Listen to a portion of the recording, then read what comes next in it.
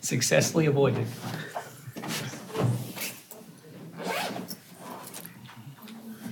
Work session. Hey, how you doing? Pretty good, how are you? Good. This will be a little more informal. Updating and The work session? Oh, yeah. Oh, you going home after this? I guess. I'm not. It's be an hour? I don't know how long it's gonna be. We'll find out. Oh, well, we have at this point. He said that traffic-wise it's not needed yet for them to get in and out. And so until they get it, but I think if we get a contractor in, we can check and see if they give us a better price for the two and then consider it. Yeah. Alright, So I gotta go to. Get it done before we need it, not after. Right. Oh, no. Then need it. I agree. Texas. Gee. Making friends with that So thing? there's that. Yeah. Go to government. Agendas and minutes.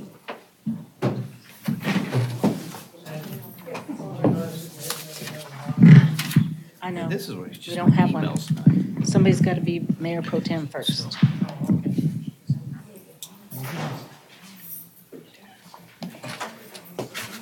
Alright, what time we got? Got 4:02. Did Steve say he wanted to wait on Joel? Oh, yeah. That's right, he did. I'll make sure to ask him.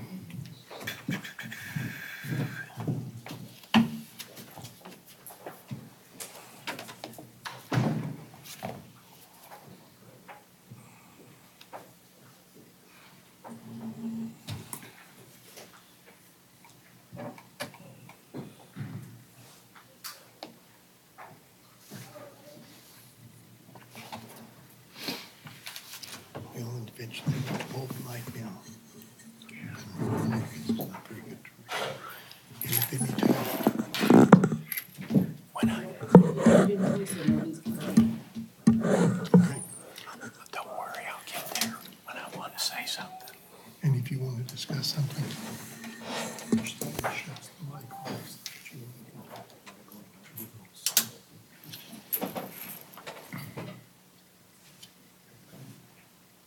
If we lean away from it, it pretty much takes care of it. But I want to make sure. So that means reach up there and touch your butt. If I go, that means reach up there and touch your butt. These were the rules according to Ron. So that's what Ron told me the very first night. I'm gonna have to think about that one though. And we did a fair amount of discussion. I always It pick doesn't up bother on me these because it's just because we on the way. discussed it. If we decide to discuss it, we'll take it from there. Just to make sure. I know where we're supposed to be. I'll tell you what, No, you have to hold it. Where are those, at the foot counter? Right, when you take your finger off of it, it comes back on.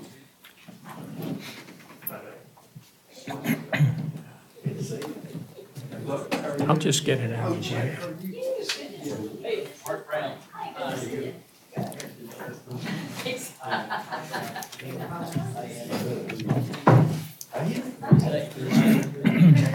found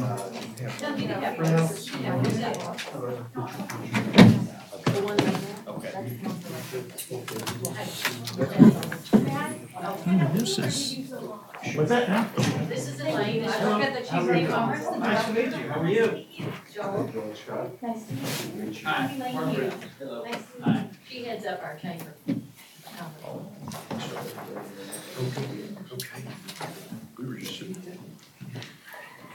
Dave's ready when you're ready. Everybody's here. Yes. Think so? Is, yeah, Don's here. I wish my email was working.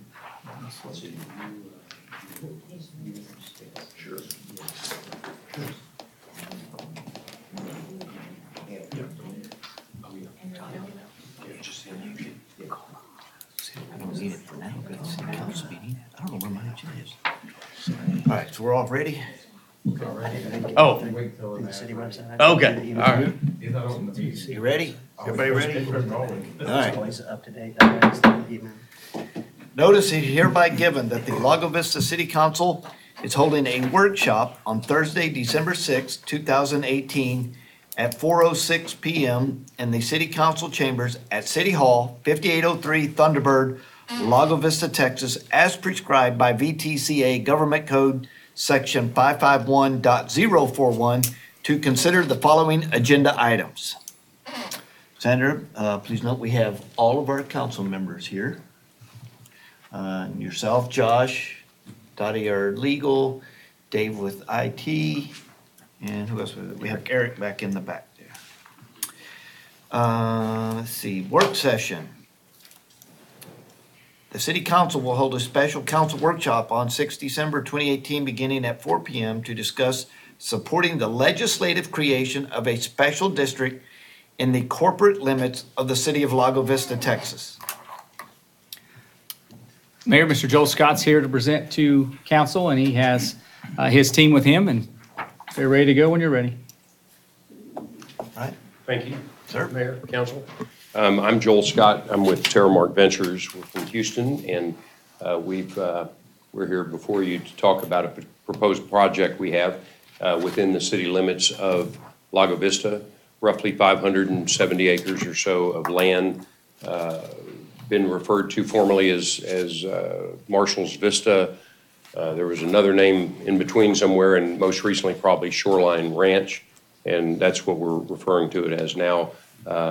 It's in the preliminary stages, and we're kind of what we call the entitlement phase on this project, and trying to figure out if it could actually work or not, and we hope to be able to present something that would be favorable to the city, as well as, you know, as a project that the investors would be interested in as well. So this project is a proposed residential community. I'm not sure, do you have the exhibit? Does everybody have the exhibit that was attached to the, okay, so you right. And what about I was thinking of the exhibit that said okay, I'm gonna get one of those just. Point of reference. This is all east of Loman's Ford along Shoreline Ranch Drive. Kind of gets you to focus on the red and green Christmas looking area right here. That's the property we're currently looking at. There are no residents in there at this point. There are some streets that were put in from the original developer years ago, some utilities, but it was a failed development and has pretty much sat dormant since then. And we're hoping to reassemble it and reactivate it and re-energize the area.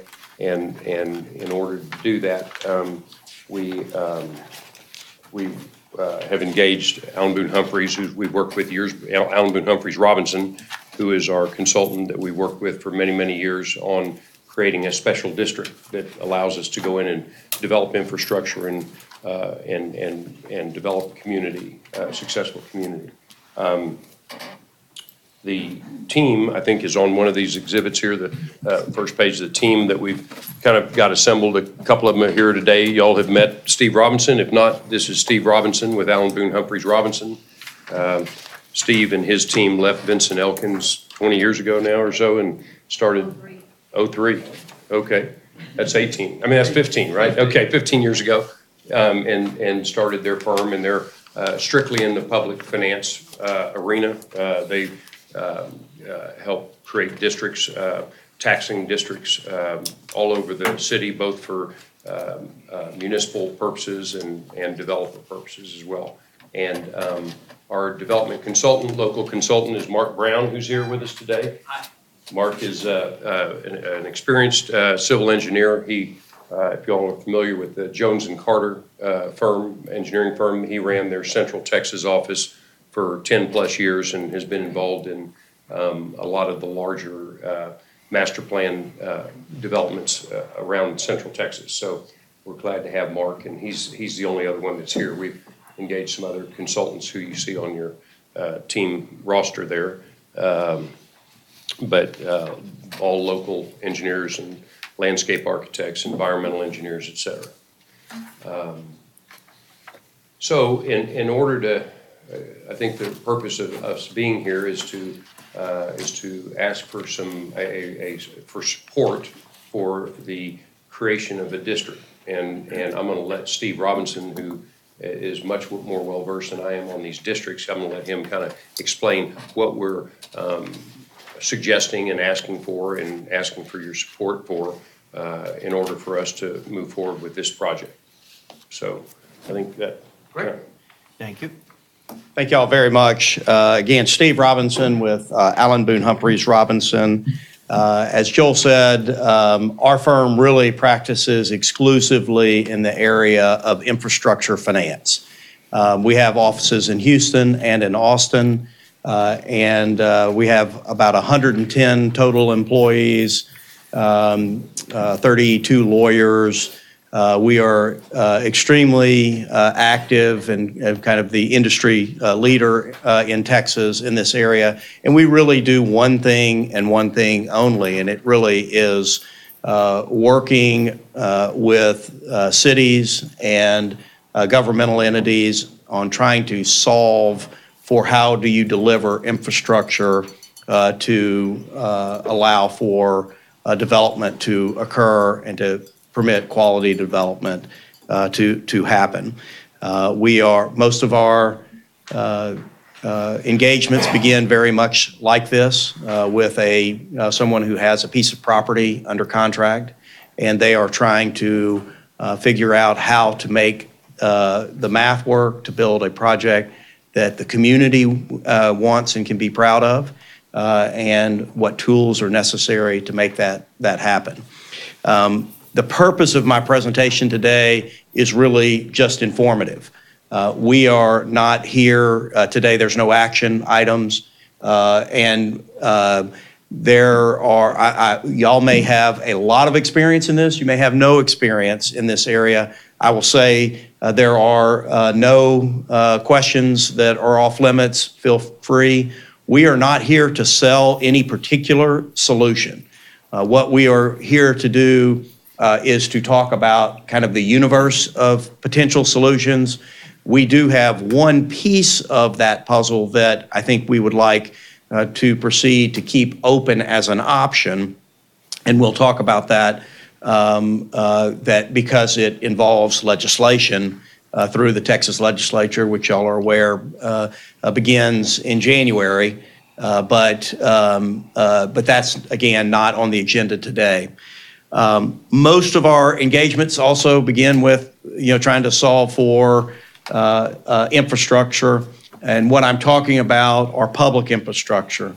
The districts that we're talking about are involved in the production of water, sewer, drainage, roads, parks, trails, amenities, public art, those kind of things that allow for land development to occur on a quality basis, but also to do it in the most efficient way that it can occur in order to develop. Our largest challenge as a state, we have historically been viewed as a fairly affordable state, and we're not talking about affordable housing, we're talking about on the affordability spectrum. Texas is viewed as being able to produce housing less expensively than most other states. That is very rapidly changing, and it is a genuine, if there is the largest challenge to what people refer to as the Texas miracle, people willing to come to Texas and have jobs, affordability is probably the biggest challenge, and that's supported by research data through Texas A&M Center for Real Estate, and Prices of land are going up. Prices of infrastructure are going up. Mortgage requirements since 2008 have substantially changed. All of those have the impact of pushing more and more people out of the affordability range or being able to come up with the necessary down payment and get loans. And so what we try to do is try to figure out efficient solutions to allow for high quality development that are highly amenitized to be developed and to do it on the most efficient basis. We generally talk about this in really two different areas. There are usually infrastructure items that are required that are more central, meaning they're part of really your system. We're talking about water and sewer capacity, big trunk lines, major roads, those things. We utilize very often, now obviously those things could be paid for directly by the city. What we are usually talking about if the city is not in a position to fund those items is trying to appropriately allocate risk. And what I mean by that is cities are not generally in a good position to take development risk, meaning they are in a position of developing infrastructure, but future development, and we see it all over where cities play the role of developer, and whether it's the economy or bad planning or believing that if you build it, they will come, cities generally are not good takers of development risk. So what we are trying to do is create an environment where the developer takes development risk. Developers need certainty. They are going to put together this project that is very complex, very large capital requirements. What they cannot take are risk that infrastructure won't be there, or that politically there are going to be changes that change the economics of their project. And that's why when Joel says we're in the entitlement phase, that's really what we're trying to do, is we're trying to create certainty for the developer and appropriately have the developer take that development risk moving forward.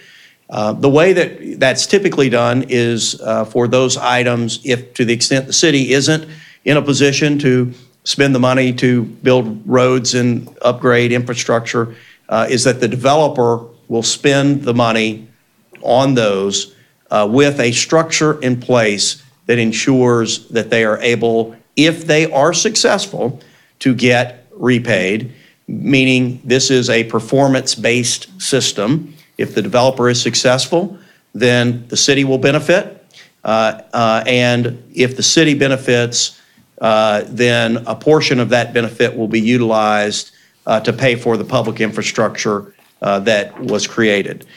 The typical vehicle within cities that we utilize is a tax increment reinvestment zone, or a TIRZ. In other states, you may hear it referred to as TIF financing, TIF. The Texas term for TIF financing is our tax increment reinvestment zones. And that simply is utilizing future revenues from the taxing jurisdictions above a base value. And so the incremental increase in taxes that are generated from the development are able to be utilized to repay the developer for public infrastructure costs. And again, we are not talking about private development costs. We're talking about facilities that will become the ownership, or there will be existing facilities that are upgraded that are public facilities. In a tax increment reinvestment zone, each overlapping taxing jurisdiction has the ability to participate in, and so that means You can have the city or county, if there are other overlapping taxing jurisdictions, they may participate with the exception of school districts. Because of the Robin Hood, or better known, the school funding formula, since 1998, school districts have been prohibited, or I guess probably the better way to state it is directly penalized dollar for dollar if they participate in tax increment reinvestment zones. And so since 1998, school districts have not participated. But cities and counties use this tool, and I've got a little slide here just to really give you a visual of the way in which these work. Let's just assume that you have a piece of property that's $1 million, and that's the tax increment base. And over time, we begin development, and it goes from $1 million to $1.1 million, to $100 million and one. So you've got a base value of $1 million, $100 million worth of increment, meaning the increase.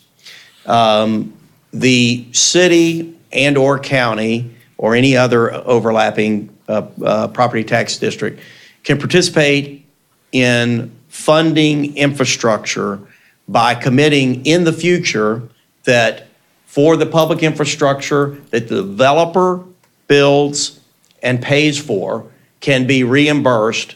That will all be conveyed to the city free of clear any liens, claims, encumbrances. And you can participate at whatever length of time for those facilities or in whatever percentage you want. So the formula really works by the math is tax increment, the 100 million, times percentage of participation. So that could be 50%, it could be 75%, it could be 100%, times the number of years in which you participate.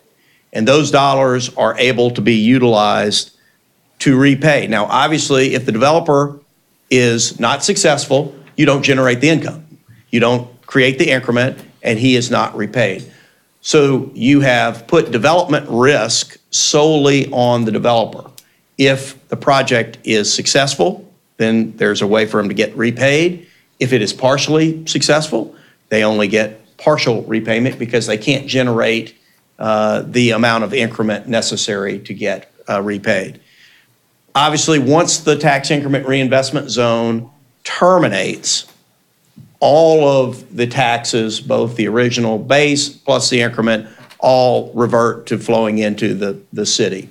And really, the analysis is that but for getting this infrastructure constructed, you would not be able to build the type and quality project and it be financially feasible. Some of the characteristics: there's no increase in tax from a tax increment zone. It utilizes the existing taxes. The city is the one who would create it. There is the ability to allocate sales tax as a residential deal. We would not do that in this instance. You put together a plan and identify the projects that will be funded. Really is designed to allow an alignment between the benefits and the resources being provided.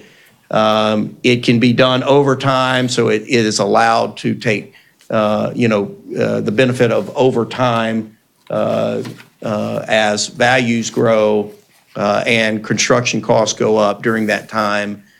They really generally kind of mirror, so it can keep a pace. It does really allow for kind of off-balance sheet funding, because what you're doing is instead of the city borrowing up front to build any of the infrastructure items, the developer is the one that's spending those dollars up front, and again, only being repaid to the extent they're successful. There are a lot of costs generally in a residential deal. These are being used for water, sewer, drainage, roads, those types of public facilities. they can be used for parks and trails, those types of facilities. There are a number of other things that they can be used for, and you can finance with them, doing engineering for those public improvements. If there is right-of-way that needs to be acquired to get the road from the project to your current public road, and you need to go out and do right-of-way acquisition, it can pay for right-of-way. And we don't have any relocation costs, but those are eligible. And then there will be some ongoing operating costs associated with the reinvestment zone. They're really kind of two primary. These are either generally used for large-scale master plan developments that need infrastructure, and that's kind of a developer-driven TERS. They're also utilized for redevelopment activities. So a lot of cities use them to say, we're going to put one over an area, the downtown area, and it's kind of a build it and they will come if we put it over an area that we want to target for redevelopment. And so that's really kind of the corridor development or redevelopment style. The steps, you prepare a preliminary plan. That is your roadmap that will tell you exactly what those dollars are going to be used for. And I'll just mention here, in a lot of economic development scenarios where you utilize, say, a tax abatement. Well, when you do a tax abatement and the company takes that abatement, you don't know what that dollar is actually being used for. With a tax increment reinvestment zone, the dollars can only be used for specifically what is listed in the plan. That is something that the city builds with the development team for those costs that you're trying to get paid for. There is a public hearing. The governing body designates the reinvestment zone. They create a board of directors. They then, that board of directors works with the developer to create what's called the final plan, which puts all the math together, all of the pieces of the puzzle. That has to be approved by the city. And then as development begins, you collect that tax increment. It's important to know that the Tax Increment Reinvestment Zone Board is not a separate governmental entity. They are an advisory board on behalf of entities. So really what they're going to be doing is making recommendations to the city council for implementation. They can only do those things that are in the plan that you have authorized, okay? The second vehicle that we want to talk to you about, and this one, the tax increment reinvestment zones are solely within your control, meaning you create them, you manage, you operate. Municipal management districts are a separate governmental entity. Those are created through the Texas legislature. And so, as you know, we've got a session beginning in January, and these vehicles are used to really make up the difference. Now, we could obviously put all of the funding for this, for the infrastructure in a tax increment reinvestment zone. What we are suggesting here is it probably makes more sense for some of the more regional items that are needed to be paid for through the TERS. Management district can pay for more of the direct items here. But a municipal management district, or also referred to as improvement districts, are used to pay for public infrastructure in very specific areas through a tax that is levied just over that area. And so this is, obviously, you've got the city tax, county, school district. This would be another tax that is only within the boundaries of this area. And it is solely to benefit within the boundaries of this project. That tax has to be approved and adopted by the management district, but it is important to know that every person who buys within the management district has to, as part of their purchase agreement, sign a note, what is called a notice to purchaser, that lets them know they're in the district. They have a notice that says both the amount of bonds that could be issued, what the current tax rate is, how many bonds have been issued. So no one can go into the district without knowing it. There are really different contexts in which these have been used. The most, our downtown areas have been used a lot for supplemental services. The Galleria in Houston, if you've been there with the big arches, a lot of downtown areas, and San Antonio has used them. Dallas has used them. And they are a way to provide supplemental services. A lot of those are more, security, lighting, wayfinding, cleaning up, graffiti remediation, those things. Those are a lot of the ways that we use them in major activity. Neighborhood revitalization, if you have outdated infrastructure in an existing neighborhood, is another way that these have been used. And then supporting raw land development, which is really what we're talking about here. What the management district does, and importantly for y'all, is the management district allows us to build high-quality infrastructure. And for instance, if we build a trail system or a park, we know if you just build that and the developer goes, you don't know what that park or trail is going to look like 10 years from now. What we want to have is a sustainable method to make sure that the public facilities that we build in this area will look as good in year 20 as they look in year 1, because we have a sustainable method to pay for ongoing maintenance. Additionally, they are highly regulated by the TCEQ, so we have to build to your standards, we have to build TCEQ standards, everything has to be inspected by y'all, inspected by the TCEQ.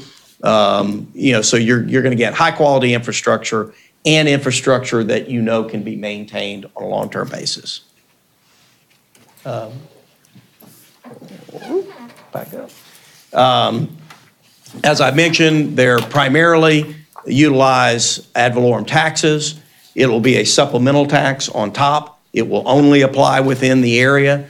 They are governed by a board. Many of the management districts over commercial areas have assessments. We're not talking about that in this instance. And some do sales tax on commercial areas. We're not talking about that in this area. So if you've seen those in other areas, what we're really talking about is a property tax-based system over the residential area. And we'll utilize that ad valorem tax, again, to repay for public infrastructure that has been paid for by the developer, publicly dedicated, and then reimbursed subject to performance, meaning the developer creates the new taxable value, then and only then does the developer get repaid. They're managed by a board of directors. Those are typically in the legislation. The initial board is appointed. Future directors, depending on the legislation, can be appointed by the city, the county, or the TCEQ. They're governed under Chapter 375 of the Local Government Code and Chapter 49 of the Water Code. All of the bonds that they issue typically will require the city council to approve that issuance for those facilities. But we also have to go to the Attorney General and get the Attorney General's approval in order to sell bonds for those facilities. From a process standpoint, we are here just talking about concepts. We would expect to begin talking about a development agreement, meaning reaching an agreement about what we're going to build, what it's going to look like, all of those issues that y'all have a great interest in, what facilities are going to be funded, how we're going to fund those. And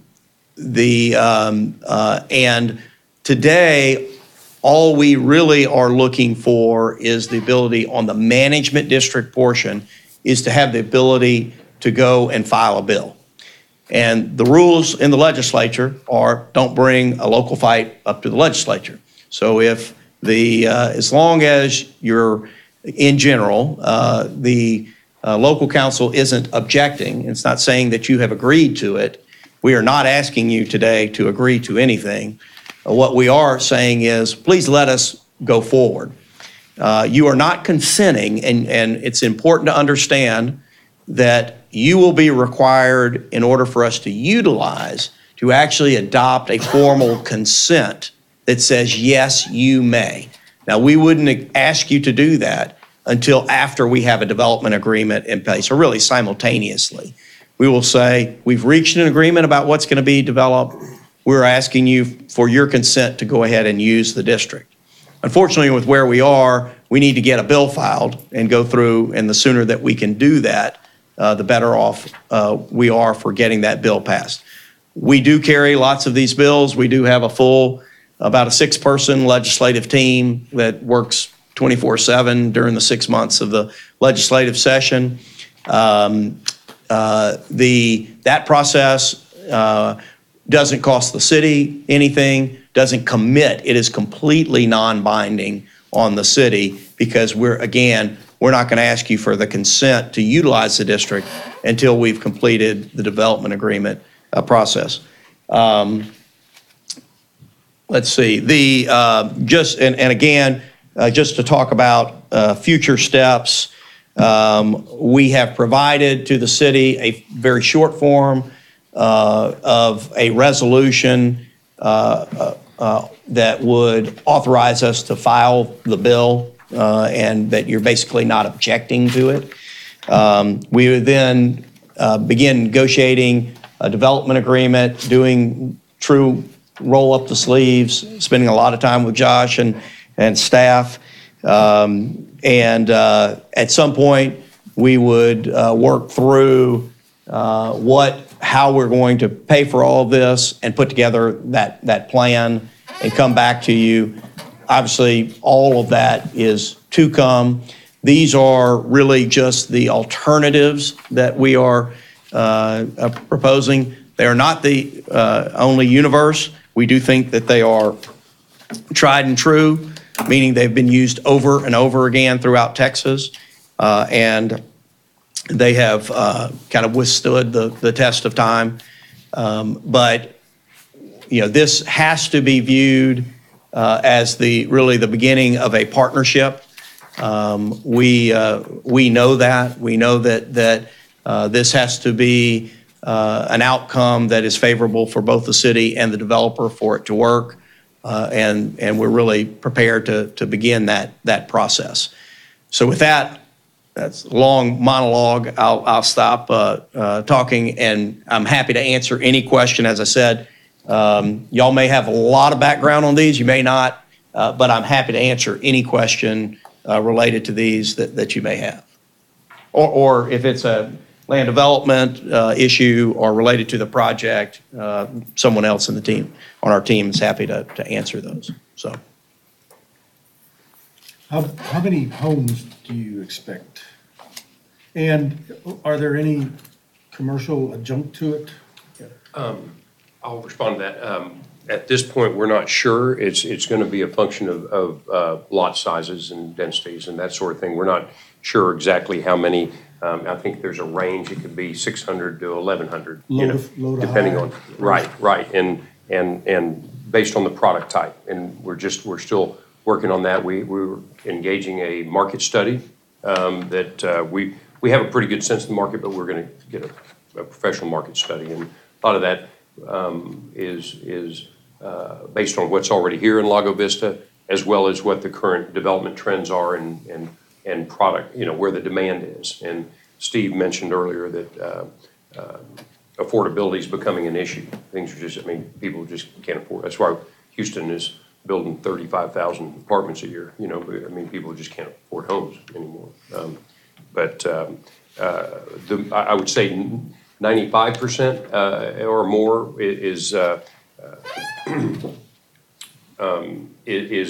going to be residential, strictly residential. We do have a roughly 19-acre tract out here that's kind of near the corner at Loman Ford and Boggy Ford. I think they call it Boggy Ford and Shoreline Ranch in green there.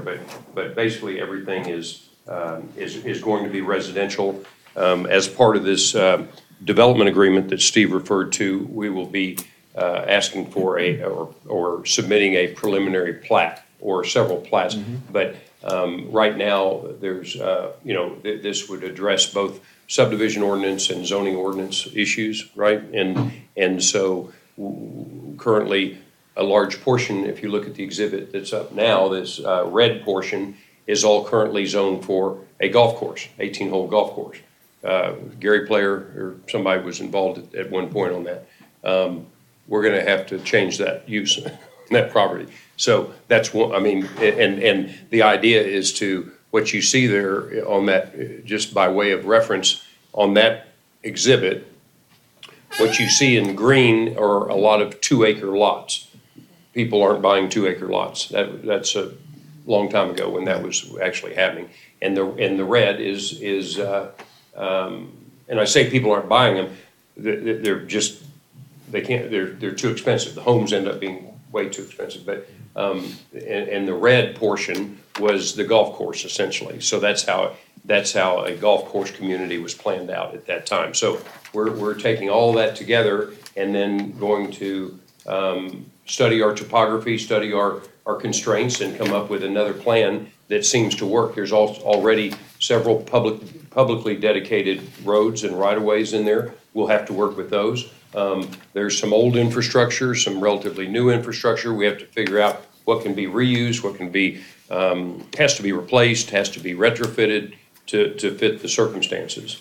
So I'm answering your question with a lot more answers than you asked. So, but really, your question is, it's residential. So, I mean, we'll have to, On the, this is still in the TIRZ part, you're to be used for taxes on each individual property.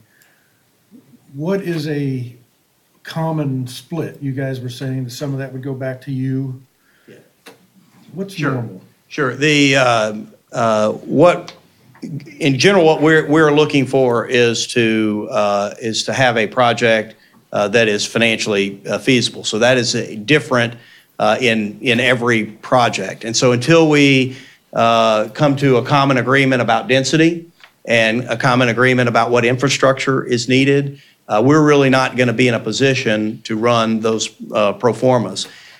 Most often, the division is really by type of facilities, and so it may be that a lot of this retrofit and road access is what is allocated to the TIRZ, and the internal land development, water, sewer, drainage, parks, those things may be done through the management district. But really, this is kind of going to be a process. And what we're really telling you is we're at step one of a process that is we're going to begin with you analyzing the land and the development potential market, and coming up with something that works for both sides. It's both financially feasible as well as supports what the community's objectives, and then come up with that plan. So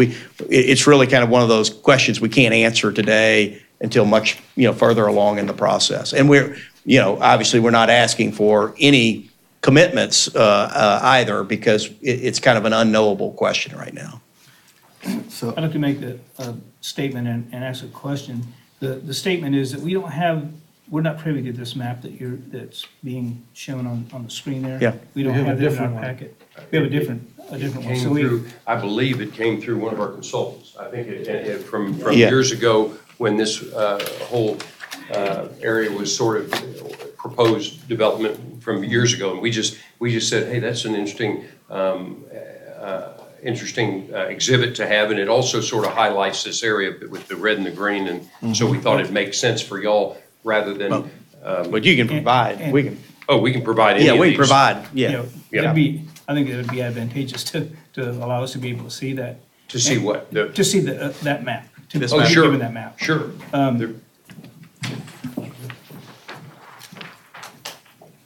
And the question that I had is, in your concept, do you see more than just single-family residences, that kind of residential? Will there be multifamily? Will there be those kinds of things? We don't expect a market for multifamily for some time, but no, I think primarily single family, but that covers a wide range of product lines. Right. I mean, from, we do not expect $1 million to $2 million homes like on the hollows and, cliffside homes, okay? I mean, that's not, there's not a market for it. But from nice large estate homes to, and I say estate homes, nice large lot, single-family homes, down to not necessarily townhomes, it'll be detached product, but what we call cluster homes or patio homes, that sort of thing. I mean, there's a we believe, and I think it's shown historically that there's a demand for move-down product, empty nester product, in this market, and so and there's builders that are specifically focused on delivering that kind of product right now. So I think that's a good range, and then a range of price points as well. So do you envision having different residential zones established? Yes, for the by way of pods, which is basically the exhibit that y'all have in front of you. There would be pods. Mark Brown had prepared that exhibit as well as some others, and they're alphabetically shown there on your exhibit. And thank you for the map. one thing about Steve mentioned about feasibility. One thing that plays into that and dictates is the land cost, and this land is very expensive. So that's gonna necessitate, I mean, we're higher end product. I mean, we just have to be more amenitized and command a higher product and still try to deliver affordability, which is the challenge right now for builders. Sure. Well, I have one more question on the management district. I live in a property improvement district. So there'd be a fund over and above the taxes I pay that goes towards the development of all this stuff. Yeah, in general, most public improvement districts are assessment-based. The municipal management districts, although they can do assessments, that's usually only done in commercial areas. This is a property tax-based, and so we much prefer the use of the municipal management district in general because the security is better. Meaning, unlike collecting an assessment, collecting a tax has different, a higher degree of certainty, which means you have lower borrowing cost for a tax-based system. Dollar for dollar, if you're going to pay the same dollar, that same dollar goes further if you are in a tax-based system, and that's why we use them. We also like them because they're, for a large tract like this, the public improvement district, because it's an assessment-based system, you have to, it's a benefit-based, not based on the type of facility that's constructed. Not the assessment. Yes, and so it gives us a lot more flexibility over time to make sure that we can keep up with cost changes and things, which is much more difficult. We see the public improvement districts more often used on smaller scale projects than this project. And that, two things, that is strictly going to you?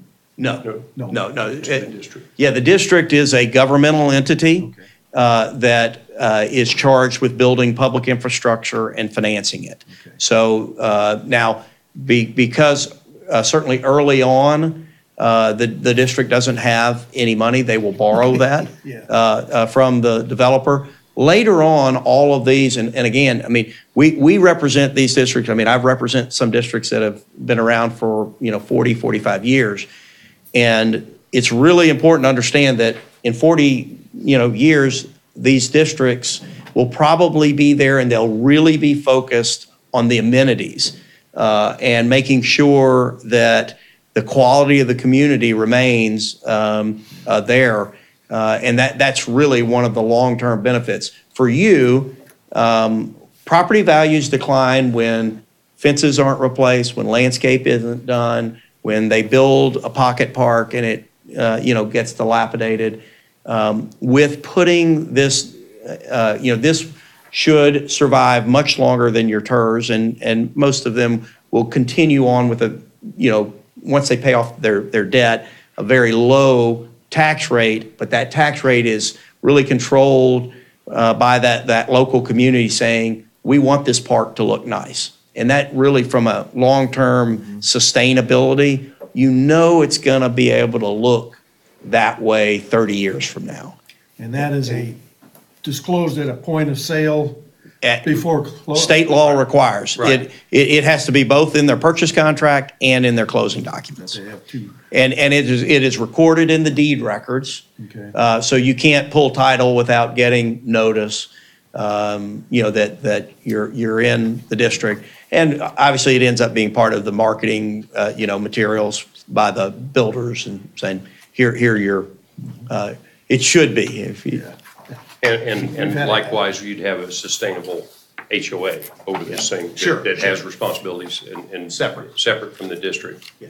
One other thing, Steve, the TCU limits the taxes on to $1.50. Well, here, $1.20, but we're gonna, this Combined. part of, combined with the city's rate. And so we're, again, this is all part of this feasibility analysis. Right. We can't tell you today what tax rate, is gonna be needed. Before we go forward, we will certainly, before we ask you to sign off on this, we will have that modeled because we'll know, here's the land plan, here's what we've agreed to do. This is, what the financial model looks like. And so we can tell you what that tax rate is projected to And be. you think it'll work or we wouldn't be here? We would not be here if it wasn't gonna work. That is I have correct. just a couple of questions. Sure. I think you just answered part of that. You were saying $1.20 per $100 Per 100 valuation. assessed value is Okay. cap, taking into account your city. That comes out of it first and Yeah, then that's right. up to The $1.20. $1.20. And this is a tax that is assessed against these homes to whenever. Yeah, but and that tax, just so you know, we're gonna set it at the maximum rate that it's going to be at from day one. We have learned a long time ago, taxes, work doing one thing, going down. And so we're gonna keep that tax rate at a constant level during the development cycle while we are paying for the public facilities. Then as you get, the growth in the area, those tax rates begin sliding down, and you go from primarily an infrastructure finance vehicle that has some maintenance responsibility to primarily a maintenance vehicle on a long-term basis. That's the usual life. And that's set, the tax rate is set By the board. By the board. And, That's correct. and you said, you were talking about bonds. You exceed the bonds that are initially Authorized. authorized, produced. You need more. Does the board take care of issuing those, or do we have to approve No. that issue, or how does that You would work? have to authorize it for us to do that, but we would have to hold another election among the residents in the area in order to authorize Okay, more. so in that way, it kind of works like a PID. That's right. Same Correct. kind of deal. Okay. And then these taxes could be collected by the county, just as We can. the other taxes are collected. That's correct. We can contract with the county, or you can do with your own registered tax assessor collector, either one, whichever one. Some counties like doing that and are very agreeable to doing it. Some counties are not. And it's generally more efficient if the county will. Okay, and we decide to do this.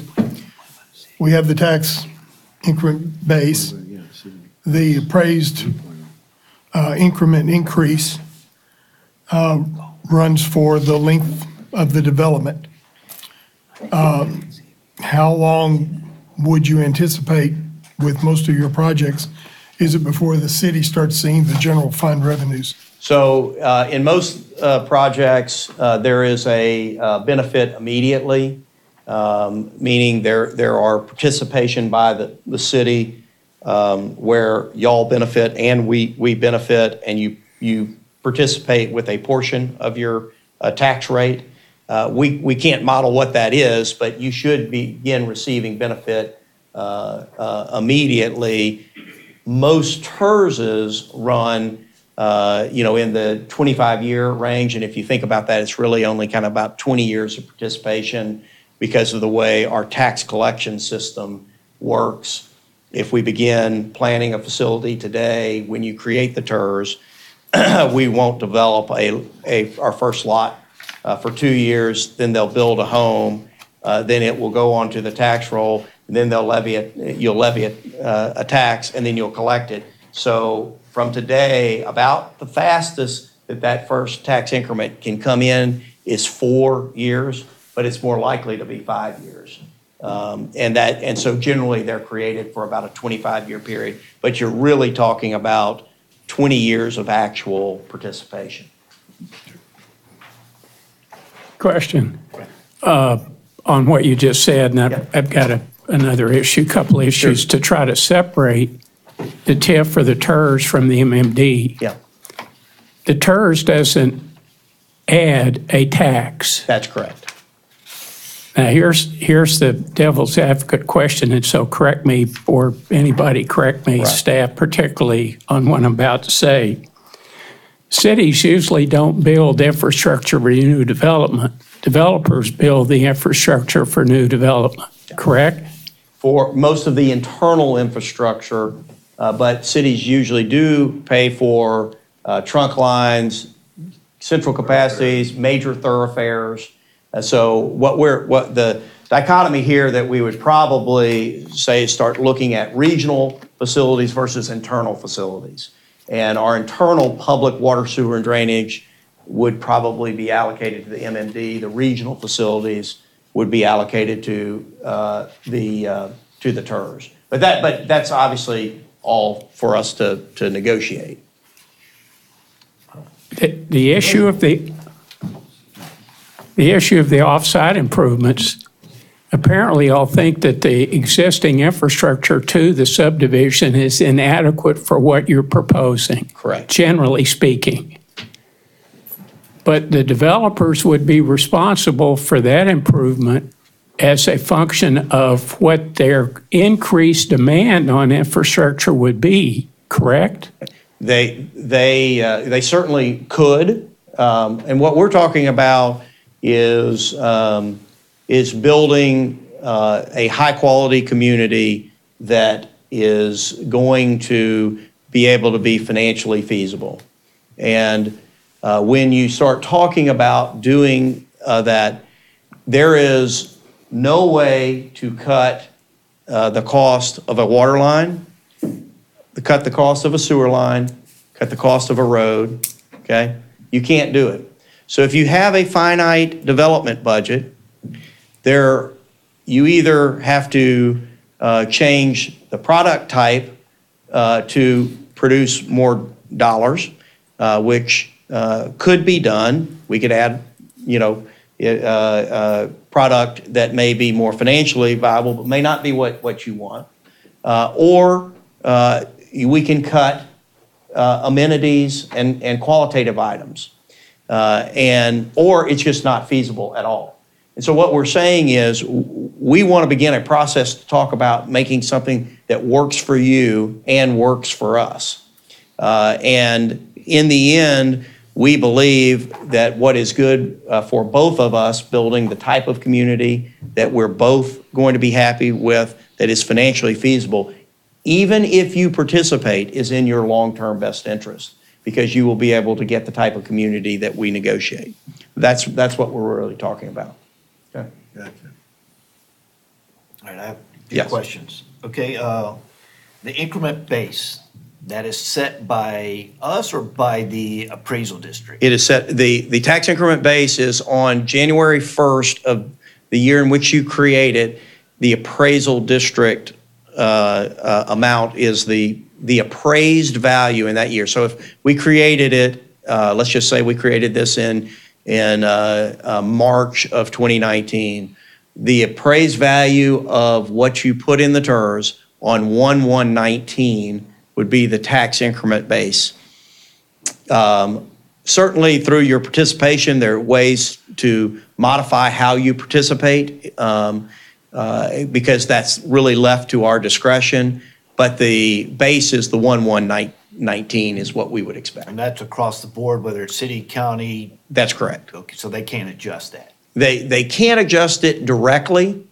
Indirectly, I guess you can, just by saying the way in which you participate. And the percentage of the increment? Percentage, or we'll only participate to the extent the value's up, above 5 million or whatever. I mean, those things can be negotiated. And so we have lots of flexibility, I guess, is the answer. The true defined term tax increment base that is in the statute is the 1/1/19 upon creation. And do y'all usually approach all of the entities, or do you just usually work with the city? Yeah, it's obviously in all of our best interest to have, more participation. And so we would certainly invite, and we would hope that y'all would be an active participant in that. Whether or not we will be able to be successful in that is subject to negotiation. There are other ways that taxing jurisdictions could participate directly if they were unwilling to participate. Those are all things that we'll have to, as we go through this entitlement phase, work through. And if they don't participate, they get the base and the increment? Correct. Free ride. Together, they're just completely out? That is correct. Okay. You said the term's usually 20, 25 years. Is that usually guided by pace, or is that just usually a set? It's usually pace on build out and. It's usually driven by the how you participate and how much you're paying for. Meaning, we will build that project plan and plan of finance, and that will list the projects that are going to be paid for with the TERS. And then the math is how much value are we going to create times your participation to pay for those projects. I just wondered if build out happened really fast and that increment went.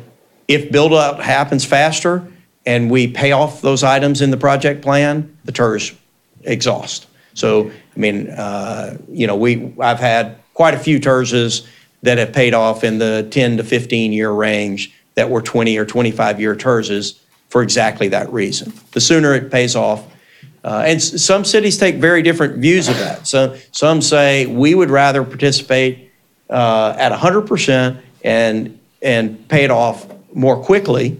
Others say, no, we want to get more of the benefit up front, and so we're going to participate at a lower percentage on a longer basis. That's, again, an issue that we would work through depending on your needs, additional service cost, all those kind of things. Is the level of participation constant, or can that change? It can change. So you could have it stair-stepped, certainly. And I've seen them both up and down stair-stepped. So it's really for us to negotiate based upon our facts. So going to looking at the MMD, the additional tax that's put on because of the MMD? Yeah. Does that affect the increment that a TERS would see at all? Not at all. Not at all. It is, It is simply they're two unrelated, just like you are collecting your tax that goes to the city, it is collecting its own tax that's used to pay for the infrastructure that it's going to pay for. Okay, so we get to the end of the TERS.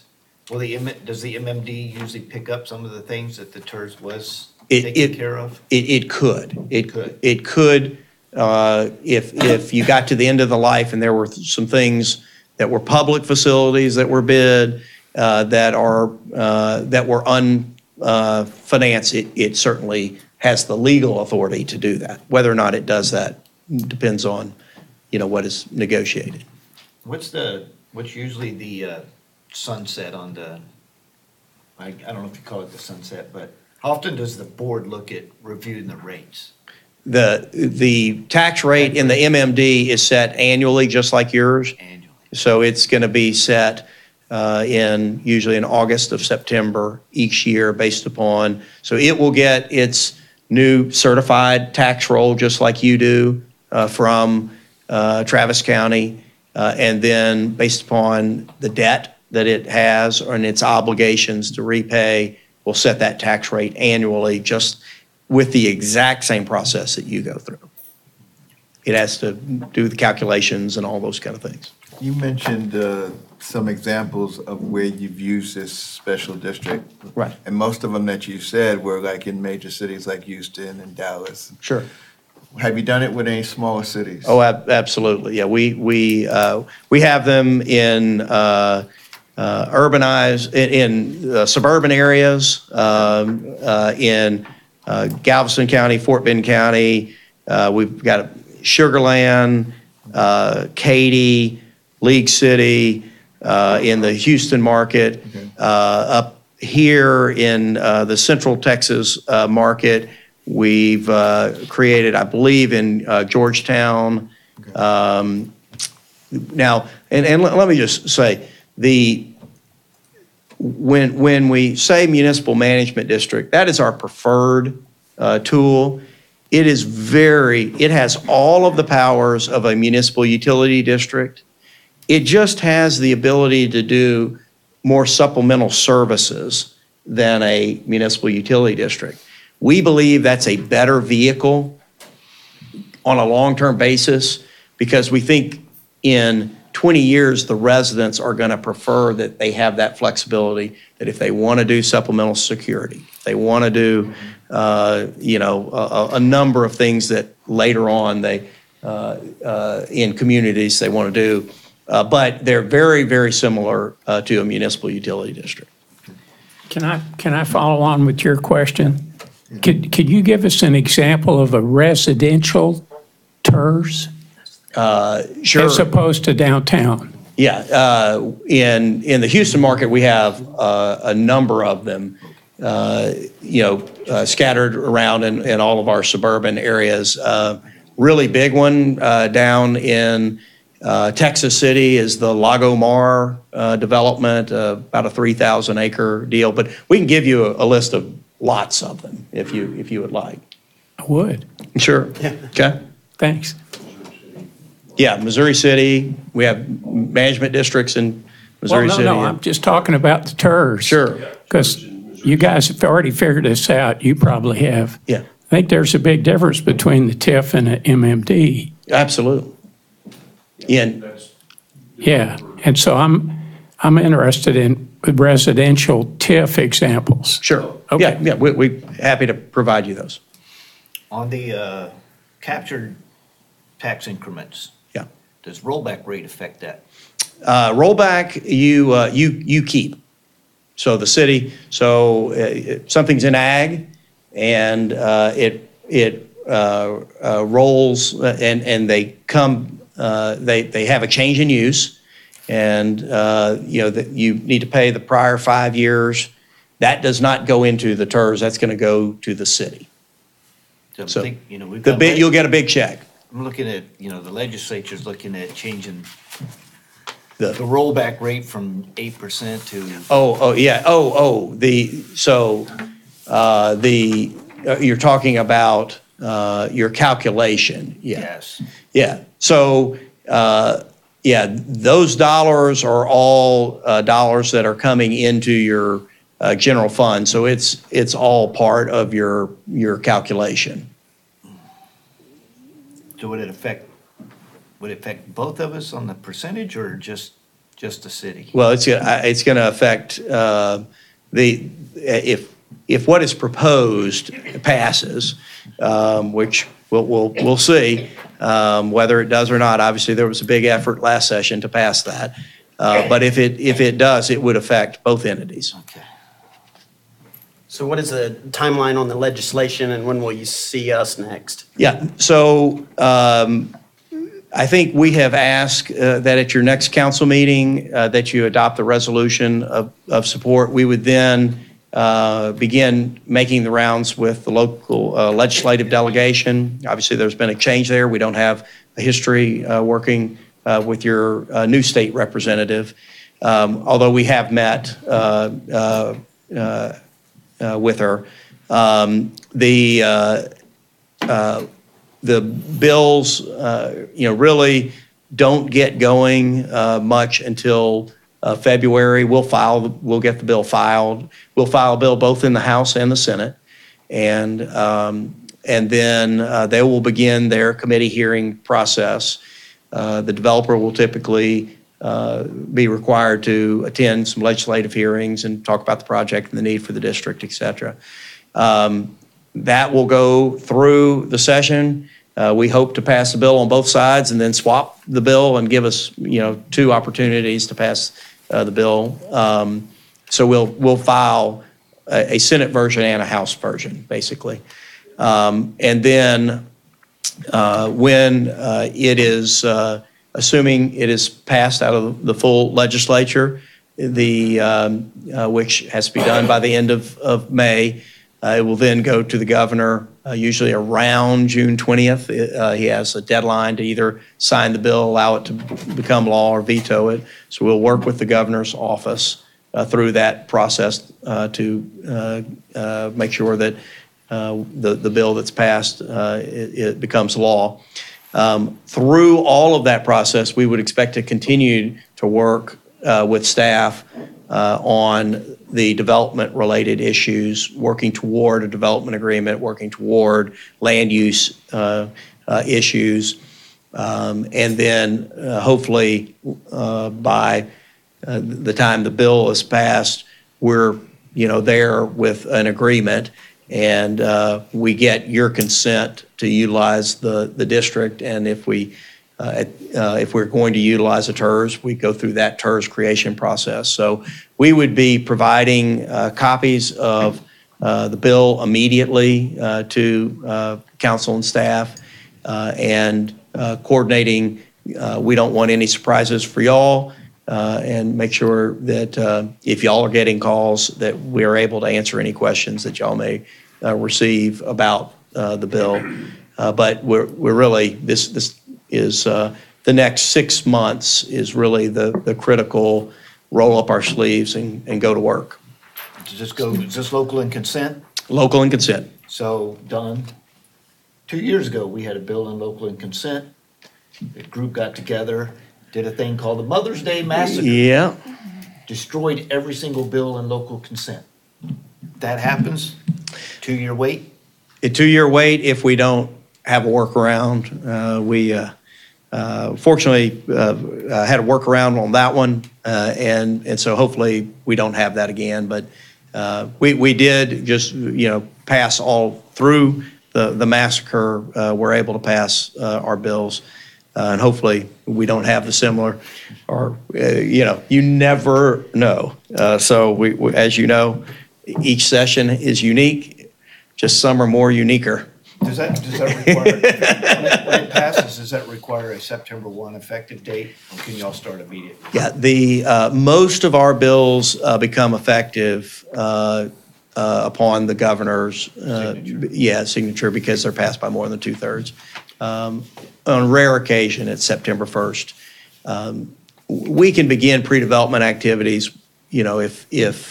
So that generally doesn't hold us up. The only thing that it would hold us, is really commencing actively utilizing the district, meaning we couldn't have board meetings or things like that. Steve, just so I'm clear. Yeah.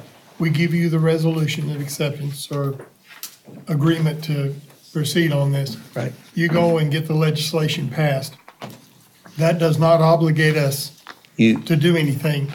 That just simply gives us the go-ahead to start negotiations to come up with something that That's works. correct. Completely non-binding. Until you adopt that resolution of consent, it's just a piece of paper. Okay. Gives us the opportunity to go spend money and keep talking, if that's, I mean, that's really all it does.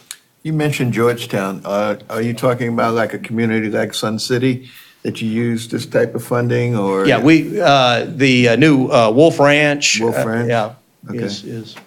Okay. Are there any others that we could? Sure, we can give you a long Okay. list.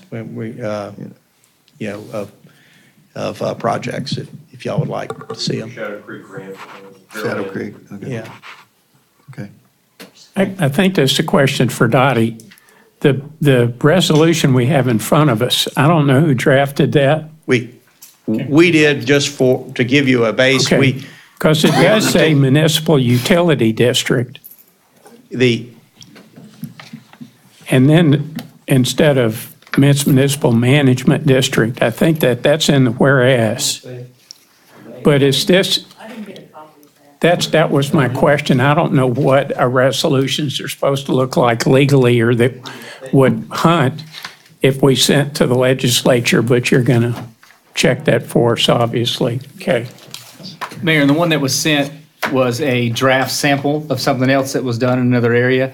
And so since this was a workshop presentation, we would have the formal document, and as always, we'd send it over to Dottie. Dottie would make sure it's good, and we'd present it back to council. These again, we have no pride of authorship if y'all have modifications, and I'm sure the council will review it. Again, it's intended to merely express that you don't have any opposition. But this is not, today's just a work session. That's correct. We're not asking for any. Frank. The red zone, the red areas on this map, It's not up. is that gonna be like a green belt, or you intend to, Build on it. Actually, or park trail, or let me see, They'll build on it. which part are you talking? the reds? That was the Which was a golf course? That would be combined with the green, so you basically would have a blank canvas there, and with the exception of the existing roads, but no, it's all combined, and currently, the use of the red portion is restricted to parks or golf course or something like that by way of the zoning. I didn't know if you were gonna build a trail system. No, we will have a trail system, but that's too much land. Yeah, that's too many millions of dollars to. Gotcha. So no, we would aggregate all that. And then- Aggregate. Yeah. Yeah.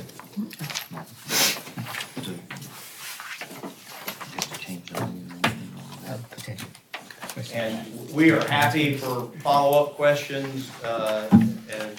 So are you gonna prepare this, because you would need a legal description beside the state law? For the state law, we have a meets and bounds description for the track. And, because of the non-binding nature of this is really being done for the state representative, state senator, just give them an indication that you don't have an objection. The legislation certainly has meets and bounds attached. In general, that has been acceptable for just generally describing the area. It certainly is not being used for creation purposes. So are you looking to come back December 20th with this? Yeah, that's correct.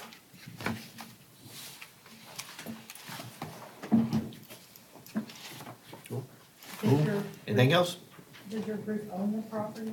No, we do not own it. It's under contract. We have, right, and where necessary, we would have landowner consent or lien holder consent, whichever is. You would have something, legal documentation to show the council that you would have the Right, authority of the right. property owners to pursue Correct. something like this. Correct. And once it's all up and running, are you going to be the developers, or are you going to just entitle it and then? No, we're going to be the developers. I mean, we'll be from day one, be the master developers of the property. And as Joel said, we have worked with Joel and his team for now over 20 years, so in fact, since the Alvin's days, so. Cool. Gentlemen, I'm not gonna put y'all on the spot, but if anybody in the audience wants to ask a question, do y'all want to take Please. questions from the audience? Yeah, Please. I'm not gonna get up back. Dick, could you please, just because we've got it recording, could you say your name and address, please? You don't have to get up, just. And if you would, hand him the microphone. Both straight out. That's what works best. Yeah, I'm Dick Sterry. I live over on Coyote. Down on where the yellow is with the white in the middle, that last piece down there, if I'm not mistaken, is the piece of property that has the, I'm going to say 70-foot tower on it. Am I right? That's a, Which piece? Go all the way down to the bottom left-hand corner. Oh, yeah, here, I'll show you. Here, hold on. Oh. Is there a laser? Oh, that's all. didn't work. Okay.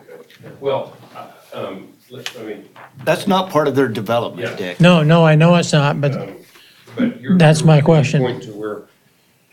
Yeah, no, Right there. that's not, if you're talking about the high-tension wires that come across the lake. no. Oh, then which No, tower? this, are you- this is, it looks like a medieval castle tower. Oh, Um, is that where the What- wedding venue is? no.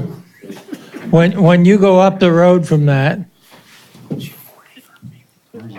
okay, here's the road. See that road going up there?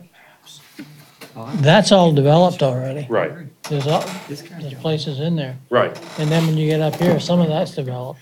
Well, this may be what there's this 90 plus or minus acres right here. Okay. Guy by the name of Rich Wine, or Red Wine, one or two. I think Red Wine owns that property. Okay, well, The track that we're talking about is outlined. right there. Right, yeah, we're all up here. Yeah, I understand. Okay. I'm And just, there's really I wanted to verify. no, that. no improvements, no vertical improvements on that property. Hey, Steve. Is any of this worth mentioning? No, not really. Okay. Gentlemen, we still have 35 minutes. You got any entertainment? Mayor, I do want to point out, in this workshop, we presented in a workshop manner so that we didn't take up this much time during the regular council meeting. So we would request that this would be our first hearing of the council, as I talked to the mayor about. And so at the next council meeting on the 20th, we will present it as a potential action item with that resolution, with the items that Dottie has pointed out. And then we'll present that back to council for that, for consideration. And that's just the MMD, correct?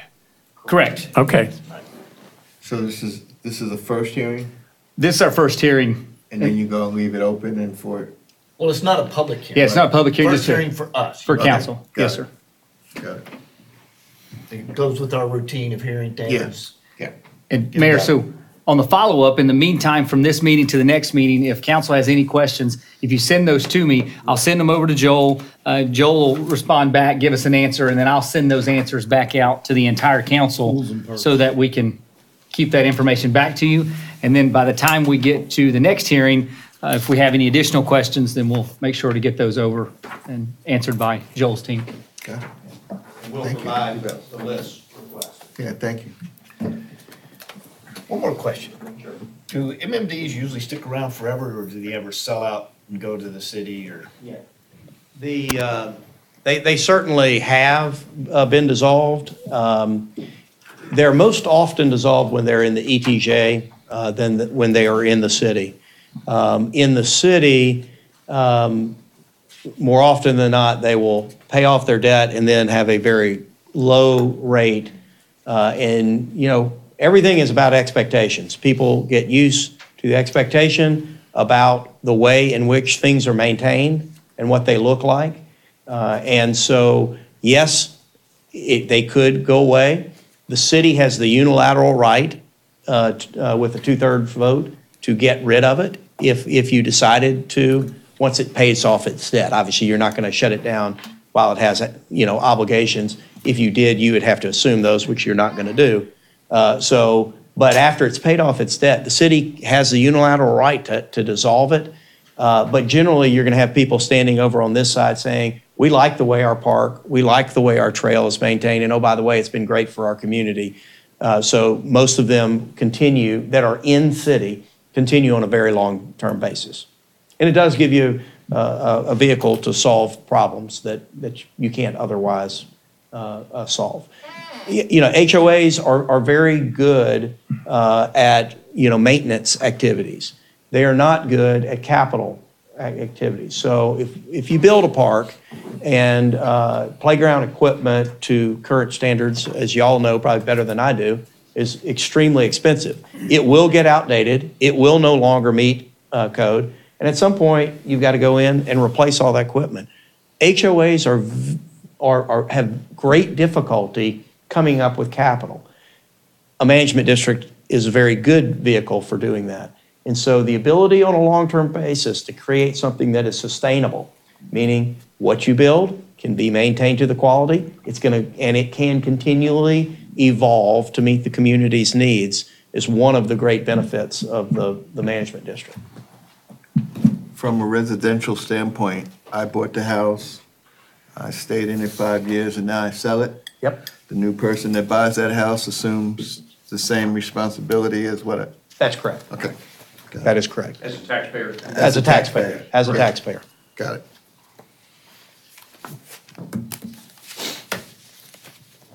Is that it? All right, gentlemen, I want to thank you one more Thank y'all. time. Thank you. Thank you. Hang on just a second here. Got to pull my agenda back up.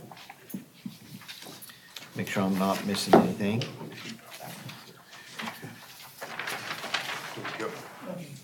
All right, well, at this time, I am going to adjourn the workshop at 5:27 PM. All right. You'll have an hour. Smoke them if you got them. Go eat lunch. You bring us pizza? I didn't order anything. Dude, he's leaving us. Are we doing know. an official picture where I need to have a shirt and tie on? Well, so we're not doing the professional picture, but Meredith's going to come in here in a few minutes and take a picture of you guys just to